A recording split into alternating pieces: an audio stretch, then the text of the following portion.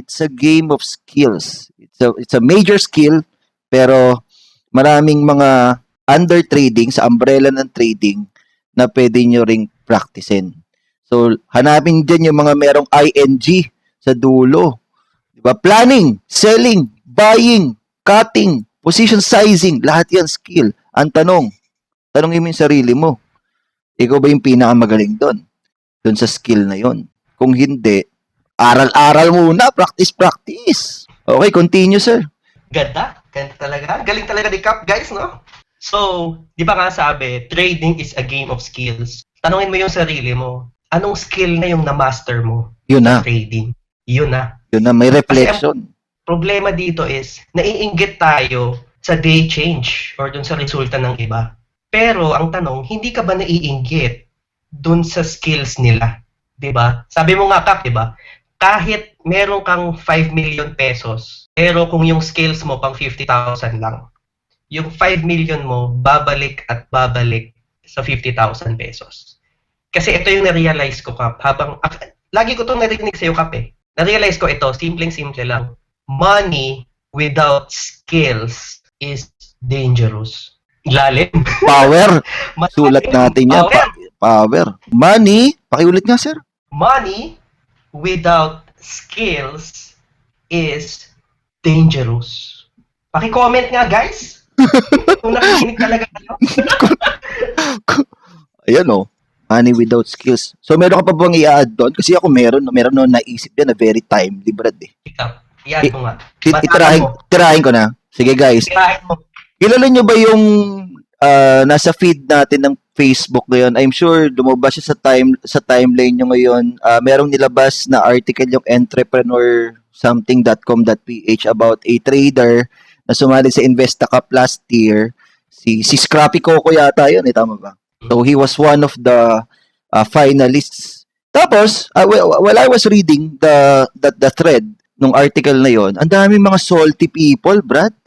Ay, mga salty people na kesyo daw rich kid, kesyo daw ganito. Well, believe me guys, kahit rich kid yan, if walang trading skills yan, matatalo yan.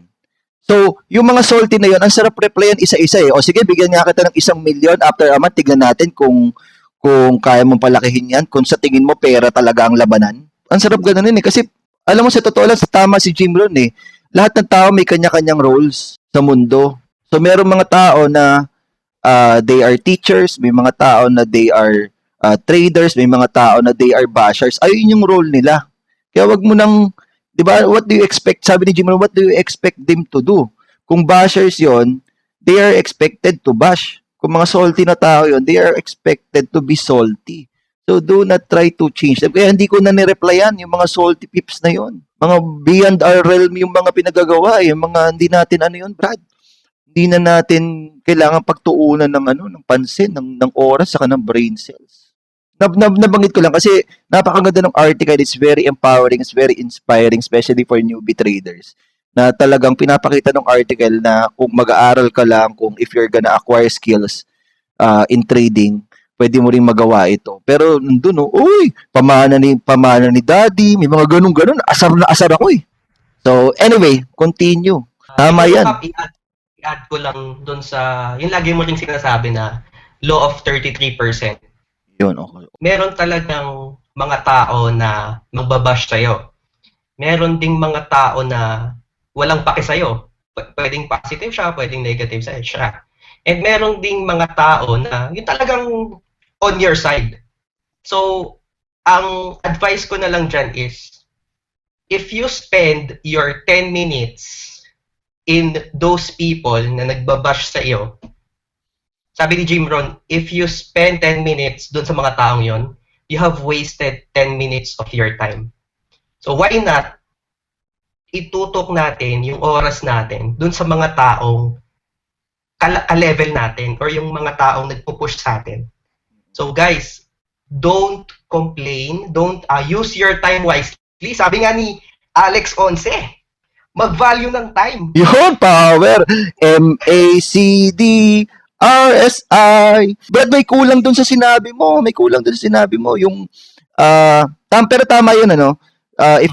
If you spend 10 minutes with those bashers, you just wasted 10 minutes that can be allotted to your supporters, to praise your supporters. Diba? Instead of ilagay mo yun sa bashers, ilagay mo na lang yun to your supporters or to your followers or to your students, 'di ba? 'Di ba? So, Correct. Let's go to number 3. Okay. Number 3, tinanong ko nga si Boss Messino kasi, Boss, ano ba yung dapat kong gawin? Kasi gusto ko na talaga mag full-time. Sabi niya, mag-set ka ng milestones. So, set ako ng milestones naman. And then, na-achieve ko yung mga milestones na sineset ko.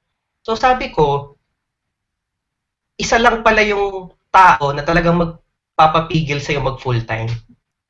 Yung sarili mo. So, when I was reading Secrets of the Millionaire Mind, isang sentence lang and it changes everything. Sabi doon, poor people make their money by exchanging their time, parang ganon. While rich people get their money by exchanging their results. Pero hindi yun yung point number 3 ko. Ang point number 3 ko is this: focus on the roots, not on the fruits. So, ulitin ko guys. Focus on the roots, not on the fruits. Alam mo kung bakit ganito? Bigyan ko kayo ng examples. Daming nagtatanong, boss, ito lang yung resulta ko ngayon eh. Kasi wala akong mentor, kasi wala akong... Ang daming rason kung bakit ganun lang yung resulta niya. Guys, yung resulta, yun yung fruits. Or yun yung nasa labas. Yun yung outside. Pero, hindi niya napapansin na yung resulta niya is based on what's inside. Ulitin ko, medyo deep kasi itong topic na to. Favorite ko itong topic na to eh. I think this will be a life-changing din dun sa mga nakikinig dyan. Masyado kang nakatutok sa resulta, hindi mo ba natatanong, why not tumutok ka muna sa sarili mo? Okay? Masyado kang nakatutok dun sa labas, dun sa mga bagay na nakikita ng mata mo. Pero, bakit hindi ka tumutok dun sa mga bagay na hindi nakikita ng mata mo? So, yun. Very, very short lang siya. Pero for me, dito rin papasok up yung intangibles, di ba? Mm-hmm. Masyado kayong nakatutok dun sa tangible or dun sa nahahawakan mo. Mm-hmm. Pero, yung nahahawakan mo is a result of yung mga bagay na hindi mo nakikita. Charts, that's an outside thing. Diba? Chart is just a tool. Pero, hindi mo pa tinatanong, bakit pag dumating na yung buy signal, hindi ka makapindot-pindot? Hindi na charts yung may mali doon. For me, yung nasa loob mo na, yung may mali doon. Alam mo kung bakit? Kasi, lahat naman tayo pareha lang yung chart na nakikita eh. Bakit yung isang tao bakit si Cap? Yun. Bakit si Cap nakaka-click ng buy button? Bakit tayo hindi? Kasi malakas yung roots, yung ugat. Tama yan, ano? Ano ba yung mga roots na sinasabi ni Stephen Strange? Ano ba yung sinasabi niyang what's inside? What's that produces? Kung ano yung nasa labas na nakikita natin. Kasama dyan yung upbringing mo as a person.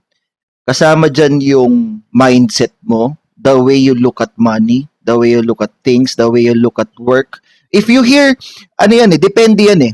Merong isang exercise ako na ipapagawa I think sa Arsenal to eh. Sa Arsenal workshop. Lahat tayo merong values. Imagine this guys listen very carefully. Lahat tayo merong values. And when we talk about values, ayun yung mga normally na ano ba yung important sa iyo as a person? Is it Is it security? Is it freedom? Is it love? Is it friendship? Is it work ethics? Is it passion? Ay, lahat yung mga values. Now, kunyari meron 5 tao sa isang group. Meron 5 tao sa isang group. Ngayon, let's say, ang ginagawa ko doon is, maglista kayo ng 10 values that you value. 'Di ba? So, ililista nila yon, and then, papapiliin ko kung ano yung nagkakapare-parehas sa kanila. So, normally, family, freedom, love, and then I will tell them to define that value in their own words. Now, makikita mo, same value, same yung pinili nila about freedom, same yung pinili nila na family and friendship, yung mga binavalue nila. Pero yung definitions nila, magkakaiba pag after that exercise. So, yun yung parang pinaka-mind blown sa akin dun about that exercise. So, pwedeng yung 2 tao, meron siyang same value. So, when we're talking about full-time trading, which is basically about freedom, about leap of faith, pero magkakaiba pala ng definition yung mga tao. So, pwedeng ganun din when it comes to, let's say, work ethics or the needed values and skills para maging full-time trader ka. So, for example, when I see the word discipline, kinikilig talaga ako, napapatalon ako eh. Kasi parang it's something that I value the most.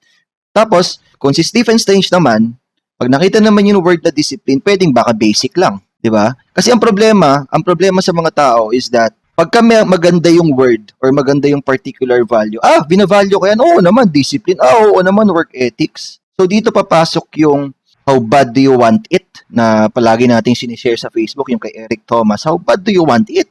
Diba, disiplinado ka, pero yung level of discipline mo ba is yung level, yung discipline na magpapayaman sa'yo? Diba, sinasabi mo na masipag ka, gaano ka kasipag? Diba, kasi magkakaiba ng definition ng sipag eh. So, ayun yung tinatawag natin na roots. Isa yun sa pwede nating tawagin pala na roots.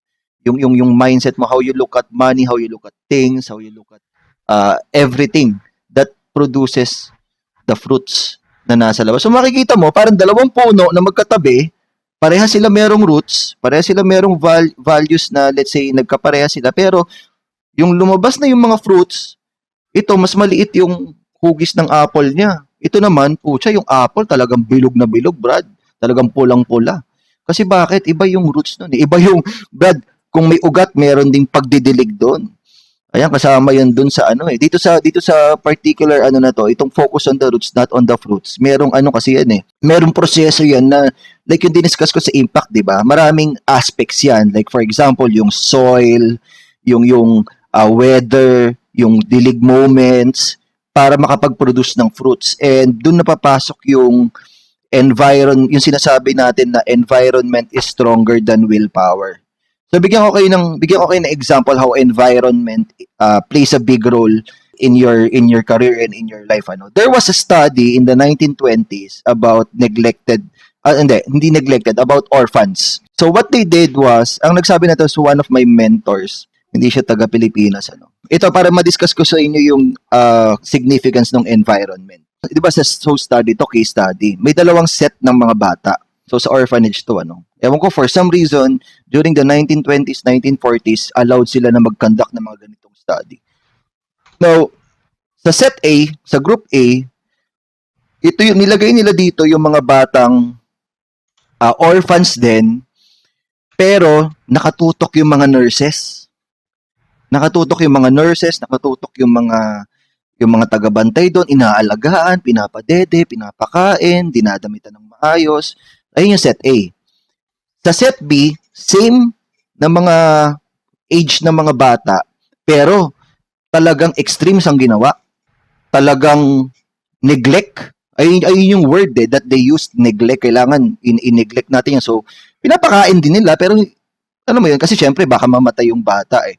Pinapakain din nila, pero hindi yung talagang alaga, yung tender love and care. Now, after a few months, may mga namatay na bata, Brad. Nagkasakit, tapos may namatay, 2 bata yata yun, if I'm not mistaken. May namatay na 2 bata. ng 2 atabs. So, tinigilan nila, in-stop na nila yung case study. And ang naging naging insight doon is that sobrang importante talaga ng environment So when we talk about environment, ito yung dun sa group A ng mga bata na inaalagaan, talagang grabe yung ang ganda ng environment nila, yung people around them. Talagang very nurturing, very caring as compared dun sa kabilang set na talagang neglect. Now, think about this guys. I-check nyo. Try to check your environment. Sino-sino ba yung mga nasa immediate circle mo and yung mga nasa extended circle mo? Everything that affects your way of thinking, even yung physical physiological attributes, 'di ba? At the same time, sino ba yung support system mo?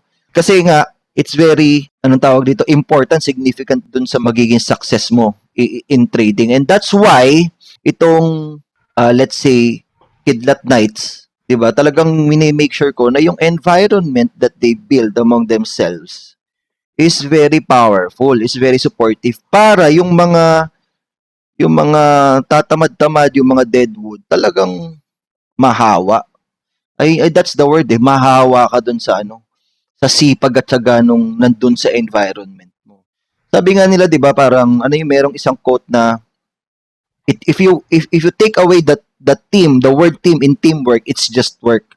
And sino ba naman may gusto ng work lang? Diba? So environment is more powerful than willpower. Okay, so kasama yan doon sa pag-build, sa pag-nurture mo ng plant mo, Brad. 'Di ba? Dalawang plants, ito, yung weather, yung dinidiligan, yung plant A, and then yung isang plant naman, ninineglect. Talagang Brad, talagang walang fruits na mapoproduce doon na maganda. So, ayun, just to add lang doon sa very fruitful na sinabi ni Stephen Strange. Corrected by. O sige, teka lang, Brad. Matanong nga kita, personal question. Sabi mo, yung Secrets of the Millionaire Mind changed everything. Na ito yung nakapagpa full time sa. Ito yung kumbaga parang kung tatanungin ikaw, what was the turning point, what was the game changer na experience mo? Siguro isa yung Secrets of the Millionaire Mind, parang reading the Secrets of the Millionaire Mind book sa mga sagot mo So, sabi mo na focus on the roots, not on the fruits. Paano mo ito in-apply sa sarili mo para makapag full-time ka? Actually, Kap, before ko pa binasa yung Secrets of the Millionaire Mind, marami na kasing signs yung universe na kailangan ko na mag full-time or pinapa full-time na niya ako. And for me, ang dami-dami ng signs, Kap, like, basta sobrang dami na hindi ko na siya iisa-isahin pa. And then, tumating yung point, actually, ang dami ko pang ginawa, like pumunta pa ako sa ganitong lugar, ang dami kong excuses kung bakit ayaw kong mag full-time. Ang na-realize ko is isang bagay lang talaga yung reason kung bakit hindi ako nagpo-full-time is yung fear, takot, fear of the unknown.